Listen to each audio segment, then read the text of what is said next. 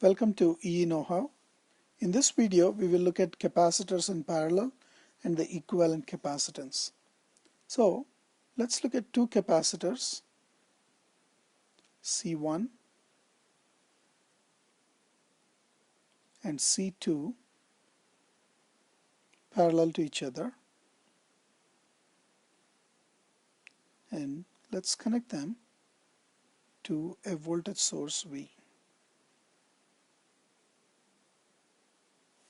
Now, once the switch is closed, there is a current that flows to charge these two capacitors. And once they are charged, you have the same voltage across both the capacitors. So A and B. So the voltage across the capacitor C1 is V, as well as voltage across the capacitor C2 is also V. So the charge across the first capacitor is Q1 is C1V. The charge across the second capacitor Q2 is C2V. Now since they are connected in parallel, it's as if you have a larger area for the capacitor. So the total charge stored between points A and B here is total charge Q total is C1V plus C2V, and the total charge QT can also be written as the total voltage V multiplied by the C equivalent of this. C equivalent times V is QT, which is from this equation, if you substitute, so which would be V times C1 plus C2. So from this we get C equivalent of the parallel combination is C1 plus C2. So the capacitors add in parallel. Now this can also be proved in a different way using the equation of current through a capacitor. Now let's look at these two capacitors again just for a quick drawing. C1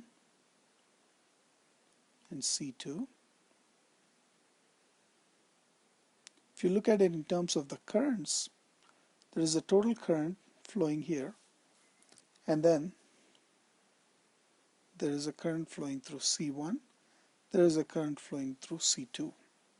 So total current I of T can be written as C equivalent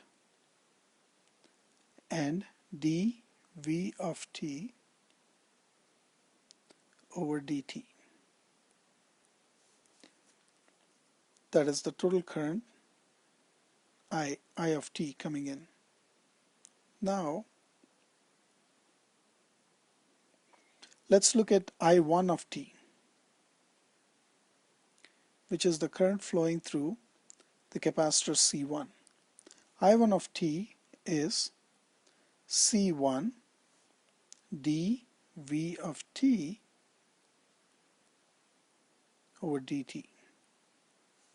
And I2 of T, which is the current flowing through C2, this is I2, so I1 is the current flowing through C1.